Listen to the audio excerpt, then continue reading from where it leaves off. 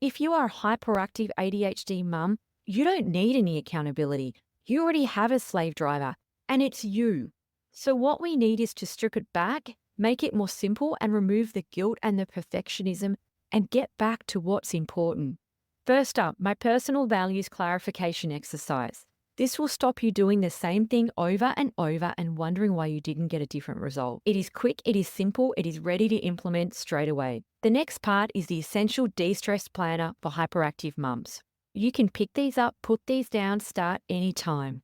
It won't guilt trip you if you forget that it exists for a week. Use it to brain dump the chaos, prioritize like a boss, and stop pretending that you'll just remember everything in your head. One of the things I got sick of was reflecting at the end of the day and thinking of all the things that were really important to me that I didn't do.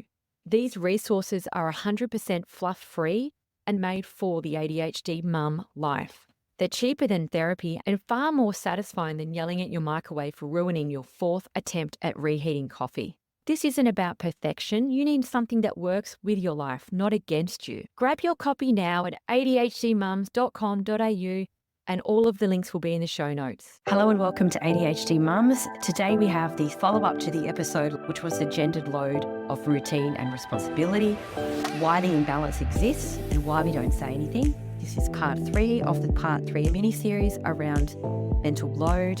Now, this episode today is resentment in neurodivergent relationships, tools and strategies to build balance and connection in your relationship.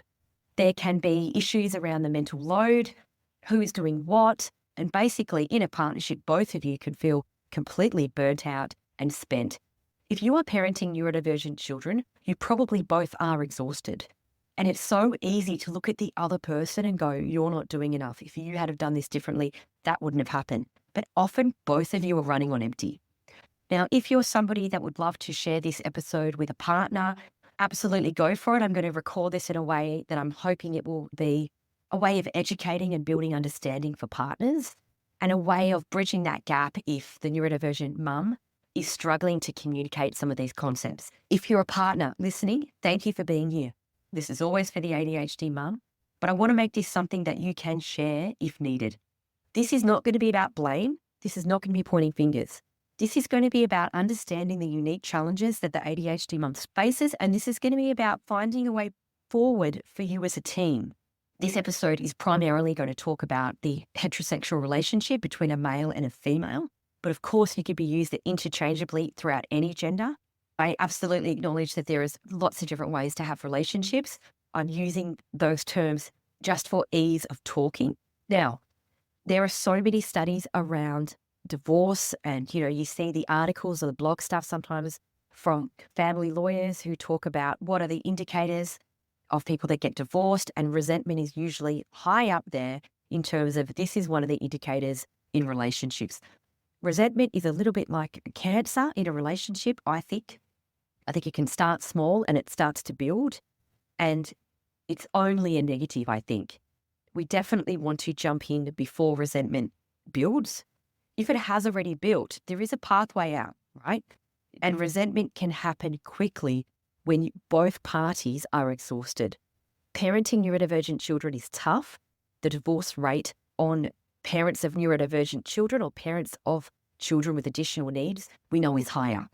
So it's not necessarily that one person's doing everything and the other person is doing nothing, but it can feel like the other partner has it better than what you do. That can be there, and it can build slowly, and it can be under layers of invisible tasks, things that don't get noticed, emotional exhaustion, and just basic unmet needs. That's the breeding ground for resentment. Now, for neurodivergent mums, it's not just about who's doing the dishes, who picked up the kids. It's actually the emotional part to it around feeling unseen, feeling unsupported, or sometimes that we're carrying a mental load that just no one even notices is happening. But here's the thing. If you've felt like this, you're not alone. Relatable story for the ADHD mums and for the partners out there. I remember a mum in our Facebook community who shared a really familiar story. It's a very standard story about the mental load and how it felt for her. She said, I was juggling everything: meal prep, school emails, therapies for my youngest, and I was trying to keep the house running. But one day my partner said to me, why didn't you get the car serviced? I froze. I couldn't believe that on top of everything else, He just noticed the one thing I hadn't done. She admitted that she flew off at her husband and she got angry, and she was quite cutting in her response. Now, if we take a moment to see it from his perspective, he may not know all of the mental load that she was under, the pressure she was under. From his point of view, he may have even meant that in a helpful way. Like, oh, the car hasn't been serviced, we should get that done. He may have framed that wrongly, which would have inflamed the situation for sure. But it was about her feeling unseen for everything that she was doing, whilst he focused on what she wasn't and the way that that was delivered as her task that didn't get done. When she's navigating all of this, why did he mention that? Why couldn't he do it?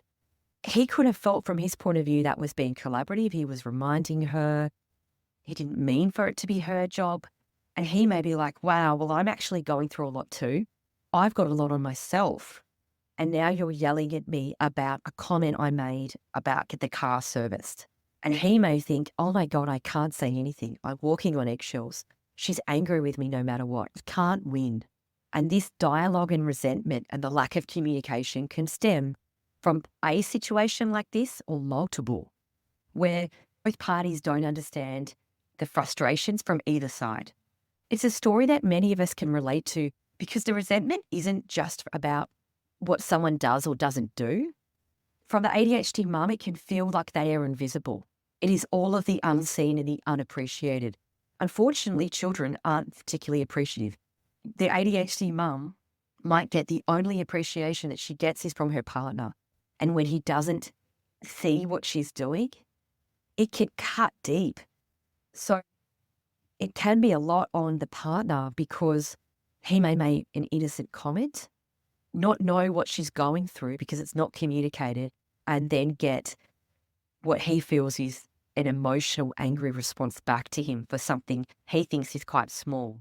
So let's talk about the challenges from the neurodivergent mum perspective. We have invisible labour overload. We have managing therapy schedules possibly. We've got teacher meetings. We have some sensory needs. And we've got a lot of executive function challenges. Now, if that sounds like a lot of words that's not really specific, let's get specific. You have a child that's going through the diagnosis process. You've got pharmacy demands. You've got GP appointments. You've got teachers. You've got kindy. You've got early intervention.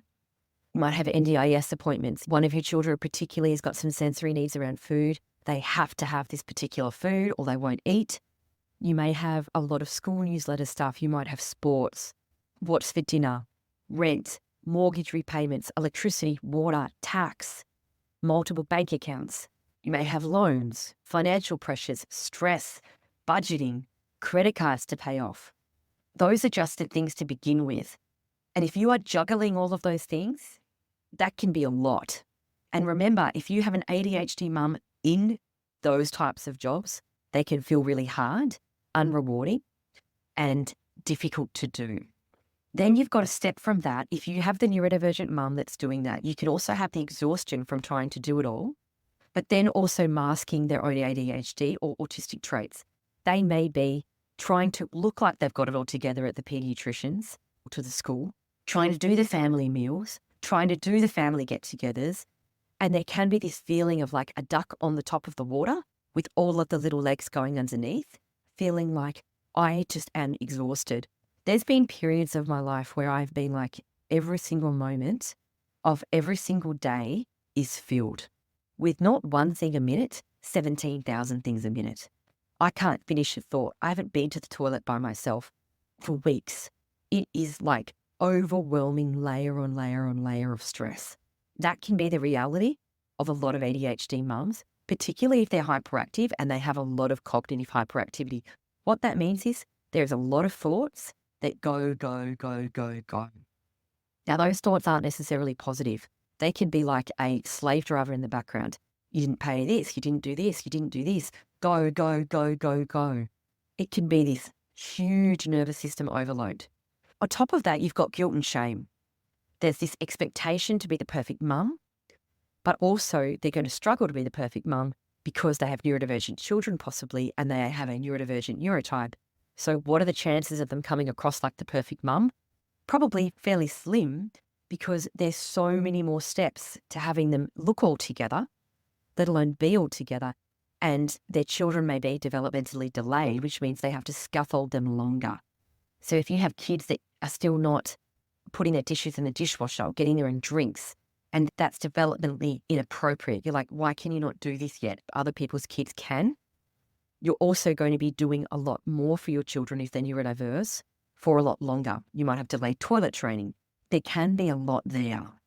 Now, when we talk about cognitive hyperactivity, that may mean that the ADHD mum may be having a lot of conversations in her head. She may not be having them out loud. So one of the things that neurodivergent people sometimes do is that they don't do the planning part well. From a partner perspective, they may not actually see the invisible labor. They don't know how to help. They don't know how to step in. They don't know what they're supposed to be doing. And they don't know how to prioritize well, particularly if they are neurodivergent themselves. So if you have an ADHD or neurodivergent partner, for them, in their mind, they may go back to things that they know how to do when they feel their partner's stressed out. Now, that might look like yard work, mowing the lawn, maintenance on the house, cleaning gutters, and random tasks. Now, for a neurodivergent mum, that may look like, I'm really stressed out inside and I need you to help me in here, but yet the partner is out doing something unrelated. That's how it looks like to the ADHD mum. For the partners, they are doing what they know, and that is their contribution attempting to help you. That is coming from the best place. They're like, I'm helping, I'm doing stuff. I don't know what to do, and I know you want me to do stuff, and you're not being specific, so I'm going to be doing stuff. Okay, let's move on to a couple of the themes that I'm going to be using here. First up is the invisible tax. What I want to talk about firstly is neurodivergent mums. They kind of experience a dual layered reality. Like there's often two layers to their reality. The first one is that the fairly standard universal demands of parenting, which are nothing to be dismissed because neurotypical mums struggle too with so many of the demands of parenting. But also they're overwhelmed and made worse by the overwhelming impact of the neurodevelopmental challenges of ADHD or of autism, PTSD, whatever neurotype they have, they are dealing with a neurodevelopmental challenge, and that often represents in executive function.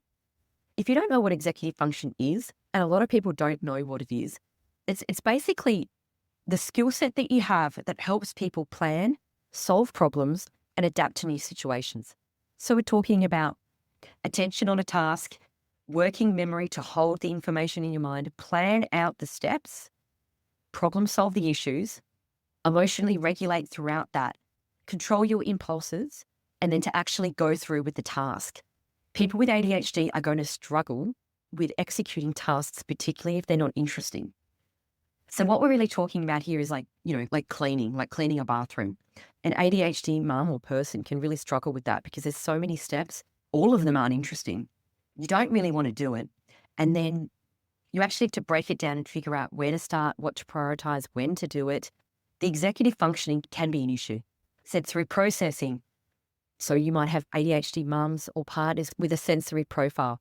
If you're new to ADHD and neurodivergence, it basically means how the brain receives and responds to your environment. So you might have somebody that is much more upset by bright lights, by noise. This is all going to be adding layers to an ADHD mum or partner or kids.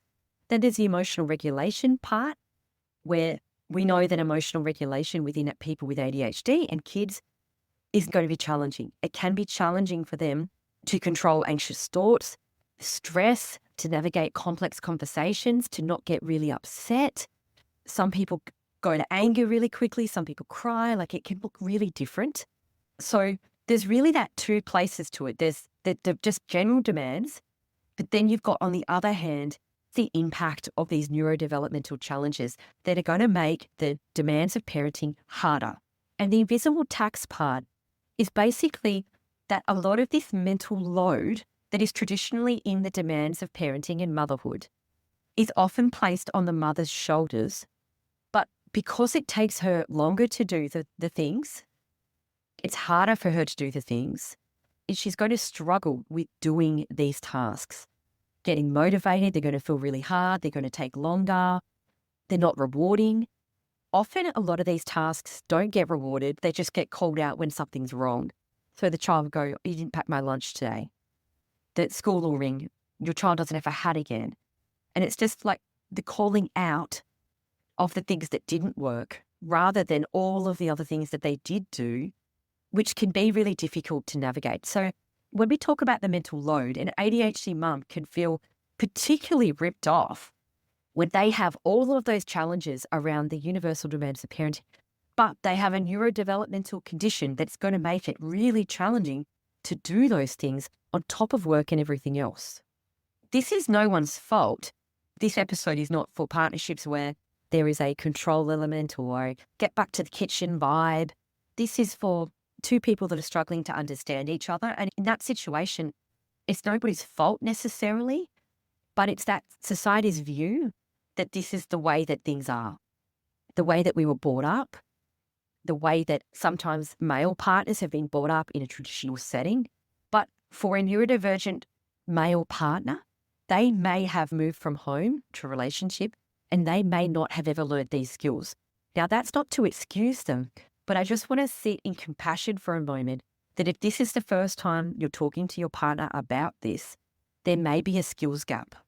And I think we need to be aware of that because it's not necessarily that they don't want to help, but that we may have to break it right down for them.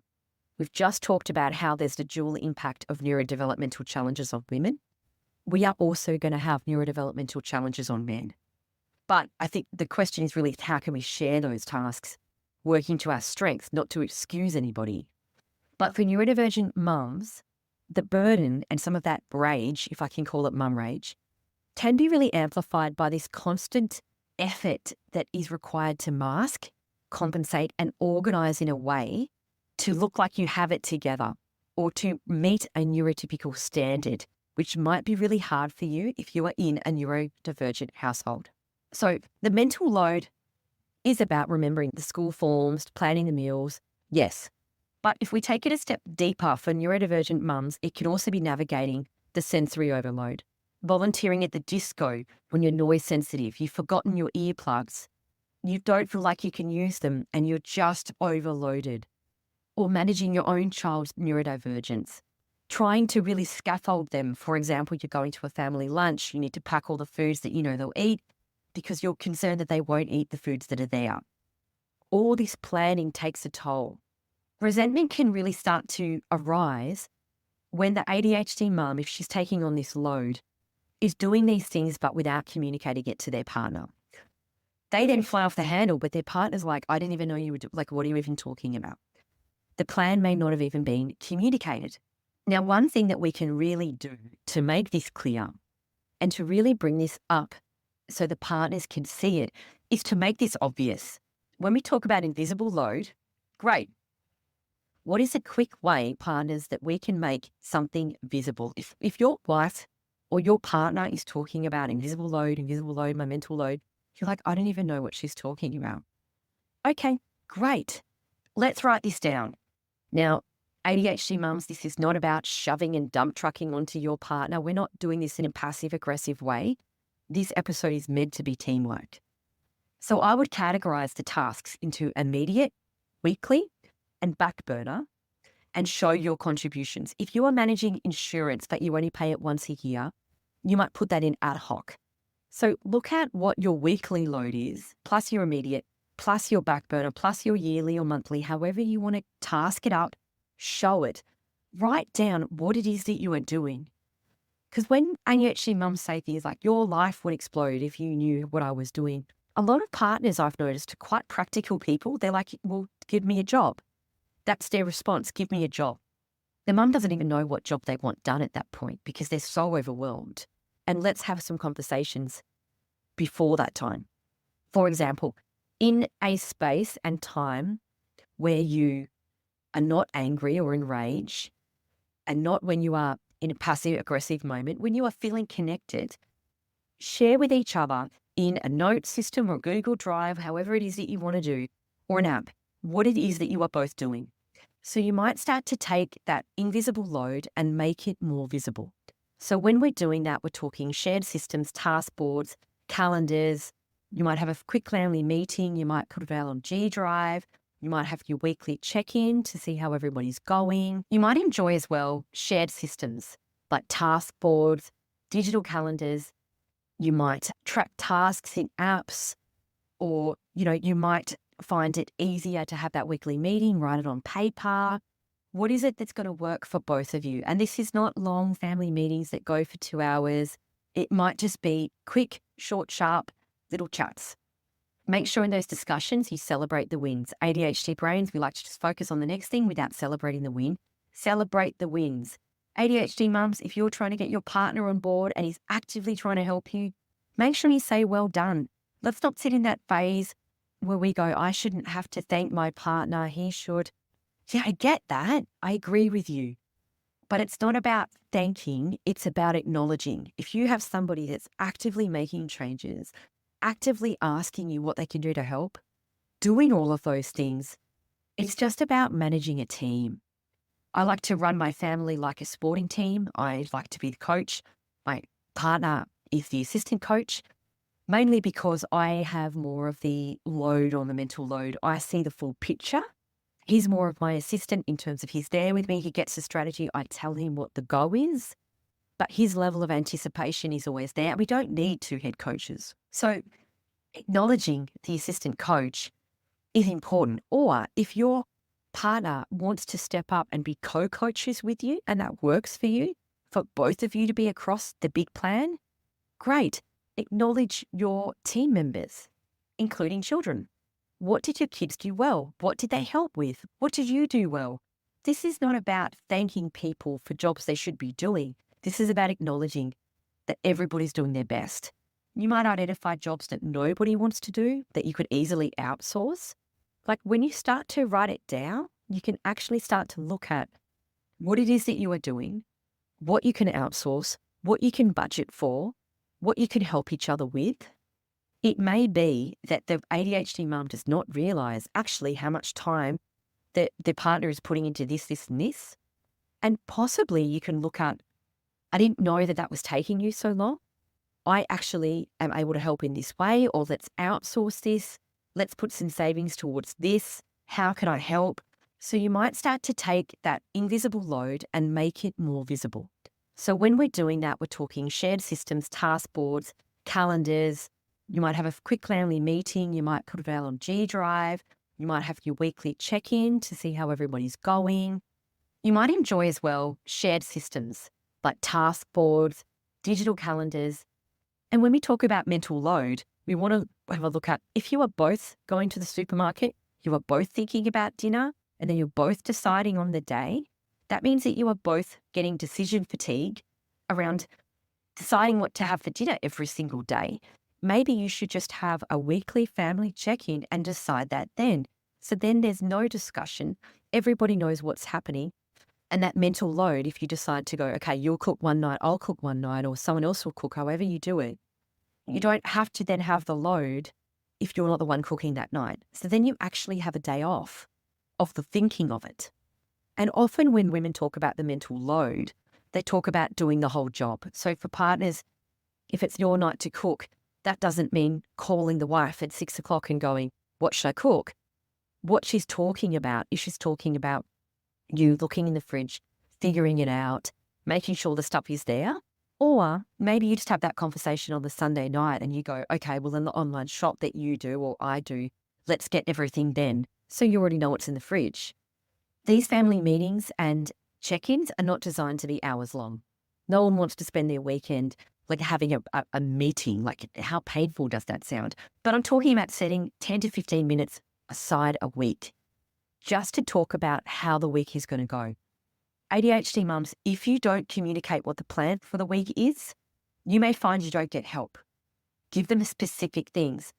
I need you to stop at the pharmacy on the way home. Or I need you to manage the kids' medications.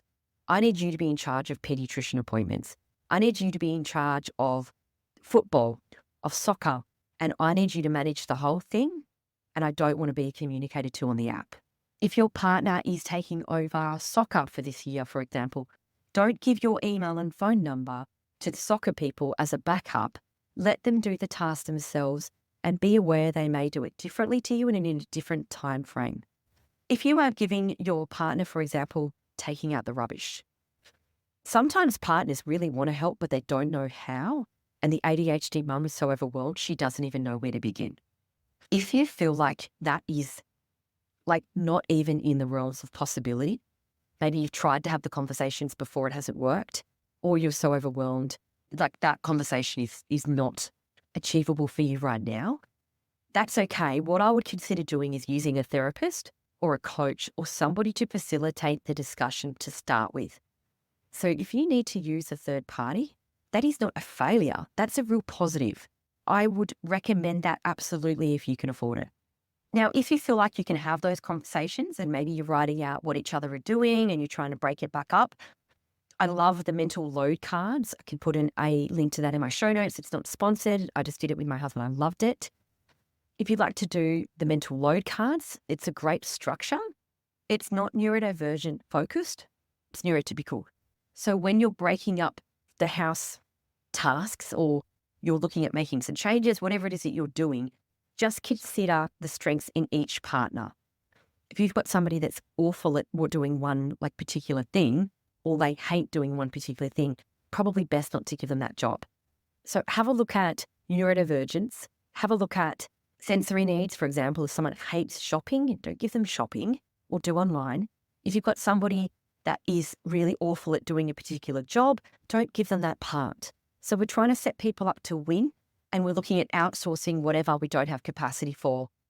So if you are dividing up mental load tasks, make sure that you're giving away the tasks that you don't mind being done in a bit of a different way to you, or they aren't really crucial about something that you care a lot about, that if your partner does differently, you will be upset. Or give really specific direction around it and make sure you're really clear breaking down what that is. Now, this is a really interesting one because what taking out the rubbish means to one person might be different to the way someone else looks at it. So if I'm saying take out the rubbish, what I mean is when the bin gets smelly and it's halfway full, take it out then. They might be thinking, I'm waiting for it to be full and overflowing and smelling and creating maggots, then I will take it out. Because then as the ADHD mum, you might have the experience that your partner is not doing it quick enough. They're not doing the job because you have to do it because you're not giving them time and space to do it. If you really have to have it done when it's halfway full, tell them that. But if people have different ideas about way the job is done, that can where it can be tricky. If you are giving over a job, you do need to be clear if there's a deal breaker or if they have to have it done by a particular time. So have a look at that in terms of mental load, because you want to have a look at what you're breaking up and how you're doing it and playing to everybody's strengths, and look at outsourcing as well to make sure that there's things that nobody wants to do and you can afford it, outsource them. If you cannot afford it, look at working more to outsource some things. So you might be happier to work an extra couple of hours at work to pay for a cleaner. Think about creatively how you can do it. This is about sharing the load so everything runs better and helps both of you. No one wants to feel like they're failing their partner, they're dropping the ball. If there's one thing I hope that you take away from this episode, it is not about blame, it's about awareness and teamwork. Sharing the mental load is not about splitting everything 50-50. It's not a competition. It's just about being on a team. It's about noticing what needs to be done and stepping in when you see it. And more importantly, respecting that there is invisible work from both parties and it is exhausting. Here's a challenge. Pay attention this week. Notice the little things that just magically happen. Both partners talk about what's been weighing them down lately. If one person brings something up, listen. You don't need to defend yourself. You don't need to explain. Just hear them out. The conversation brings up bigger feelings, frustration, overwhelm, and resentment. That's okay. That means it matters, and that means it's worth working on. At the end of the day, there isn't a winner, there isn't a loser. It's about making life better for both of you. And when the mental load is shared, everyone wins. Your partner is going to be less exhausted, your house is going to run smoother, and yes, your relationship is going to improve. If this episode hits home, share it with your partner. Use it as a starting point for your own conversation. Jump into the Facebook group, share your experience. I hope this was helpful for you. Thank you so much and see you next time. The key message here is you are not alone. Thank you for listening. If you enjoyed this episode, follow us on Instagram or head over and join our amazing ADHD Mums podcast Facebook community. Everything you do matters and helps to spread the word about what neurodiversity in females looks like.